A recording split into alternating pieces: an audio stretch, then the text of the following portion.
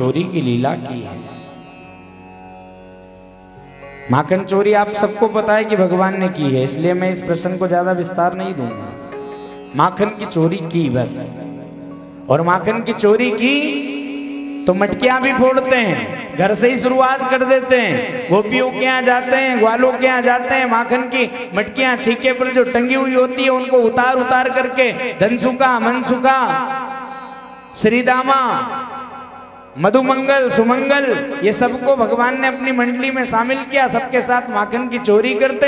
एक दिन गोपियों ने सोचा कि कन्हैया को रंगे हाथ पकड़ना है, और बस मन से ये विचार किया।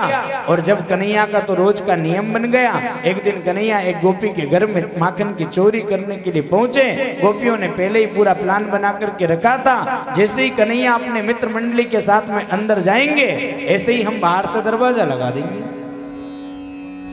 और जैसे ही कन्हैया माखन की चोरी करके जब बाहर निकलेंगे तो आएंगे तो दरवाजे पे, तो दरवाजा खोलना ही नहीं।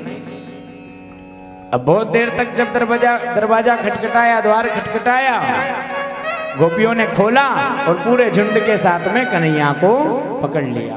और कन्हैया को पकड़ करके उल्हाना लेकर के कहाँ जाती है? सुबह सुबह के समय में मैया यशोदा के पास जाती है।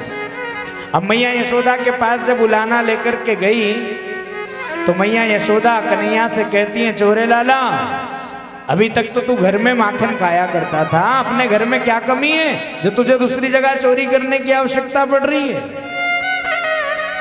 कन्हैया से मैया यशोदा पूछती है, चोरे लाला तूने माखन खाया?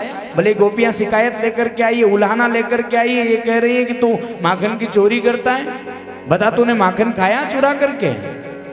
कन्हैया कहते नहीं नहीं मैया, मैंने माखन नहीं खाया। और कह दिया, ओ मैया मोरी मैं नाही माखन खायो।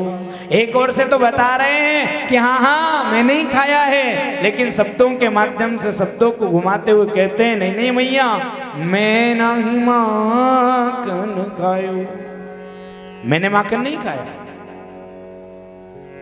लेकिन फिर भी माखन तो कन्हैया ने चुराया है, चुरा करके खाया भी है। और आज जब स्वर्ण के कंगनों में मैया यशोदा की आंखों ने जब स्वर्ण के कंगन देखे तो कंगन में भी माखन लगा हुआ था। लाला के हाथ में सुंदर स्वर्ण के कंगन हैं, और उन कंगनों को जब देखा तो उस कंगन में भी माखन लगा हुआ था।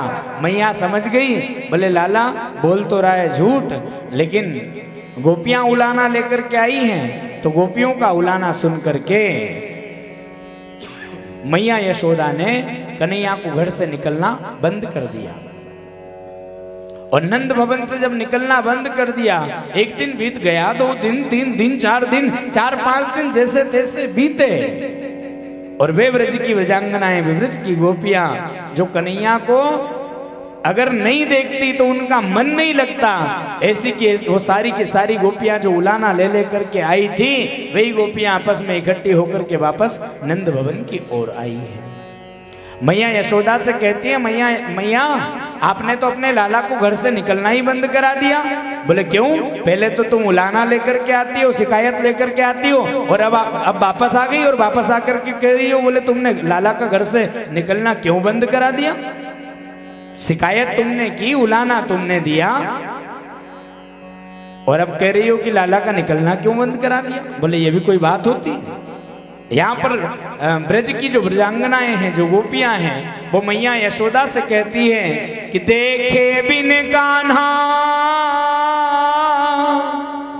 जब मन नहीं माना, तेरे लाला में हमने ब्रह्म पहचाना है, और श्री कृष्ण के चरणों में मन को लगाना, हम गोपियों का ताना ये उल्हाना तो बहाना है, हम गोपियों का ताना ये उल्हाना ही बहाना है।